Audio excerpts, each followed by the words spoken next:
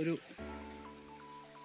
മറ്റൊരു ചെടിയുടെ പരാഗണ കഥയുമായി വന്നിരിക്കുകയാണ്.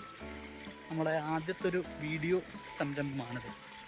അപ്പം നമ്മൾ ഈ പുരാണങ്ങളിലൊക്കെ സ്ഥിരമായി കേൾക്കുന്ന ഒരു പരിപാടിയാണ് സ്വയംവരം, അല്ലേ? നമ്മുടെ സീതയുടെയും പാഞ്ചാലിയുടെയും ഒക്കെ സ്വയംവരം പൊതുവെ നമ്മൾ കേട്ടിട്ടുള്ളത് വലിയൊരു പരീക്ഷ.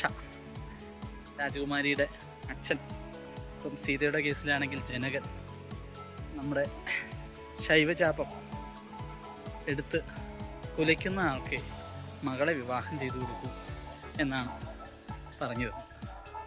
മറ്റനേകം രാജാക്കന്മാർ അത് ശ്രമിച്ചിട്ടും നടക്കാതെ നമ്മുടെ രാമനാണ് വില്ലു കുലച്ച് വില്ലൊടിച്ച്, അല്ലേ, ഇടിപൊട്ടിയിടും വണ്ണം വിൽമുറിഞ്ഞൊച്ച കേട്ട് ഉരകങ്ങളെപ്പോൾ നടുങ്ങി മറ്റ് രാജാക്കന്മാരെന്നും സീത മയിൽപ്പേടയെപ്പോൾ സന്തോഷിച്ചു എന്നും നമ്മൾ കാവ്യഭാവനയായി വായിച്ചിട്ടുണ്ട്. പൊതുവെ കാവ്യഭാവനകളിൽ വരുന്ന മറ്റൊരു പരിപാടിയാണ്, മറ്റൊരു സംഭവമാണ് ഈ പൂവിനെ മണവാട്ടിയായും അതേപോലെ വണ്ടിനെയും ചിത്രശലഭങ്ങളെയും പൂമ്പൊടിയുമായി വരുന്ന മണവാളന്മാരുമായിട്ട് കാണിക്കുന്നു. അപ്പോൾ നേരത്തെ നമ്മുടെ ശൈവചാപം ഒടിച്ച് സീതയെ രാമൻ സ്വന്തമാക്കിയതുപോലെ വിവിധ പരീക്ഷകൾ അല്ലെങ്കിൽ ബലപരീക്ഷ വെച്ച് അവരെ അത് വിജയിച്ചു വരുന്നവരെ കൊണ്ട് മാത്രം സ്വന്തം പരാഗണം നടത്തിക്കുന്ന സസ്യങ്ങളും. അതുപോലൊരു സസ്യത്തെക്കുറിച്ചാണ് ഇന്നിപ്പോൾ നമ്മൾ പറയുന്നത്. പയർവർഗ സസ്യങ്ങളായ ക്രോട്ടലേറിയ പോലെയുള്ള ചെറു നമ്മുടെ കിലുകിലിക്കുകളിലാണ് ഇങ്ങനെ മറ്റ് തേനീച്ചകളെ, അതായത് ശക്തി തെളിയിച്ചിട്ട് മാത്രം അവർക്ക് തേനും മറ്റ് പരാഗരേണുക്കളും നൽകി അവരെ കൊണ്ട് പണിയെടുക്കുന്ന രീതിയിലുള്ള ഈ ഒരു മാറ്റം, ഈ ഒരു പരിണാമ അഡാപ്റ്റേഷൻ അല്ലെങ്കിൽ ആ ഒരു അനുരൂപണം ഉള്ളതായി കണ്ടിട്ടുള്ളത്. ഇവിടെ ഇത്തരം ചെടികളുടെ പൂവിൻ്റെ ഘടന തന്നെ ഈ രീതിയിലുള്ള ഒരു അനുരൂപണത്തിന് വേണ്ടിയുള്ളത്.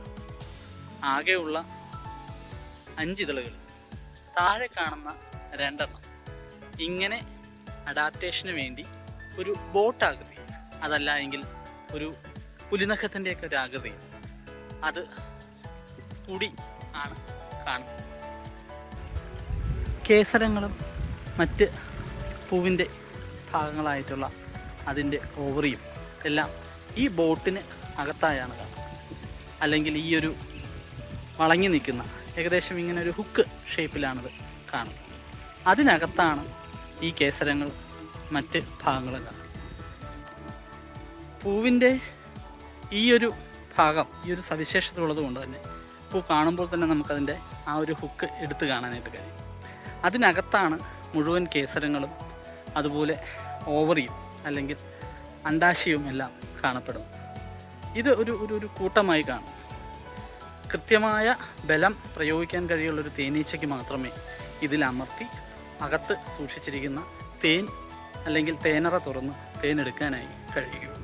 ഇതിൻ്റെ ഒരു ഗുണം എന്താണെന്ന് വെച്ചാൽ സെൽഫായിട്ട് തന്നെ ഈ ചെടികളിൽ മറ്റ് പൂമ്പൊടികളോ ഒന്നും വരാതെ നിൽക്കുമെന്ന്. അപ്പോൾ അതോടൊപ്പം തന്നെ ഇവിടെ ഈ ഒരു ശക്തിയുള്ളൊരു തേനീച്ച, കാർപ്പൻ്റർ തേനീച്ചകൾ എന്നാണ് അതിനെ വിളിക്കുന്നത്, അത്തരം തേനീച്ചകൾ വന്ന് ആ ഒരു മടങ്ങിയ, ഞാനൊരു വീഡിയോയിൽ അത് കാണിക്കാം, ആ മടങ്ങിയ ഭാഗത്തിലോട്ട് ശക്തിയെ അമർത്തുമ്പോൾ ആ അറ്റത്തു നിന്ന് വളരെ കൂർത്ത ഒരു ഭാഗത്തു നിന്ന് പൂമ്പൊടി ധാരാളമായി ചീറ്റി തെറിച്ചു. അമർത്തുന്ന തേനീച്ചയുടെ അടിഭാഗത്ത് ഇത് പുരട്ടുകയും ചെയ്യും. മറ്റൊരു പൂവിലോട്ട് എത്തുന്നതുവരെ ഈ പൂമ്പൊടി അതിൻ്റെ അടിഭാഗത്ത്.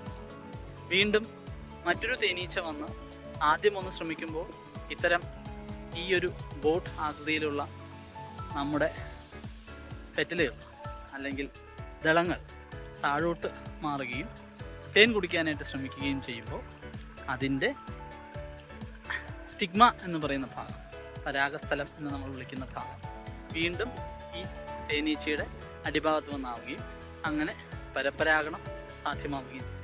ഇനി അഥവാ ഒരു തേനീച്ചയും വന്നില്ല, ശക്തിമത്തായ ഒരു തേനീച്ചയും വന്നില്ല എന്നിരിക്കട്ടെ, മല്ലന്മാരായ തേനീച്ച ഇല്ലെങ്കിലും ഇതിന് വിത്ത് ഉൽപ്പാദിപ്പിച്ചല്ലേ പറ്റൂ.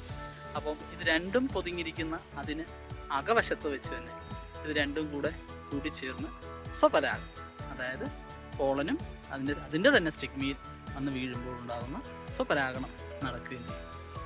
ഇതാണ് നമ്മുടെ കിളികിലിക്കയുടെ പരാഗണ പ്രക്രിയ. അപ്പം സൂക്ഷിച്ച് നോക്കിയാൽ മനസ്സിലാവും, ഇവിടെയും ഒരു പ്ലാൻ എയും ഒരു പ്ലാൻ ബിയും ഉണ്ട്. സസ്യങ്ങളിൽ ഒരു ബാക്കപ്പ് പ്ലാൻ എപ്പോഴും കാണും. Thank you.